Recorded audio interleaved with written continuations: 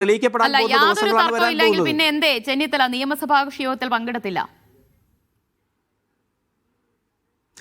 എന്താണ് നിങ്ങൾ ഏത് തരത്തിലുള്ള വ്യാഖ്യാനം നടത്തിക്കൊണ്ടിരിക്കുന്നത്?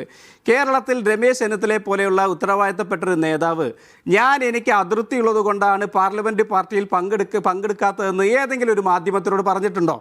നിങ്ങൾ പറ, നിങ്ങൾ രമേശ് ചെന്നിത്തല പറഞ്ഞിട്ടുണ്ടോ? പറയാത്ത കാര്യത്തെ കുറിച്ച് നിങ്ങൾ കഥ മെനയുകയാണ്. മനസ്സിലായില്ല, കേട്ടില്ല. അല്ല, ഒരു കത്ത് കൈമാറുകയാണ് ചെയ്തത് വി ഡി സതീശന് പിന്തുണ അറിയിച്ചുകൊണ്ട്. ബാക്കി 62 പേരും പങ്കെടുത്തു, രമേശ് ചെന്നിത്തല മാത്രം മാറി നിന്നു. അത് അതൃപ്തി കൊണ്ടല്ലേ അപ്പോൾ?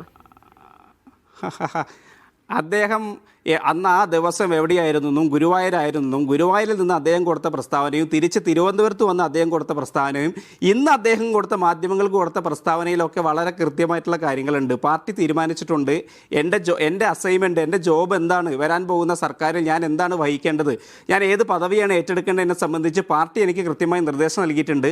ആ നിർദ്ദേശം അനുസരിച്ച് മുന്നോട്ട് പോകുന്ന രമേശ് ചെന്നിത്തല വളരെ കൃത്യമായി പറഞ്ഞിട്ടുണ്ട്. പിന്നെ നിങ്ങൾ പാർലമെൻറ്റ് പാർട്ടി യോഗത്തിൽ പങ്കെടുക്കാത്തതൊക്കെ ഈ മുന്നണിയോടും പാർട്ടിയോടും അദ്ദേഹത്തിനോടുള്ള വിയോജിപ്പാണെന്ന് പറഞ്ഞാൽ ഇതൊന്നും തൊണ്ട തൊടാതെ വിഴുങ്ങാനൊന്നും കേരളത്തിലെ ജനങ്ങൾ ഏതായാലും തയ്യാറാകില്ല എന്നാണ് സൂചിപ്പിക്കാറുള്ളത്.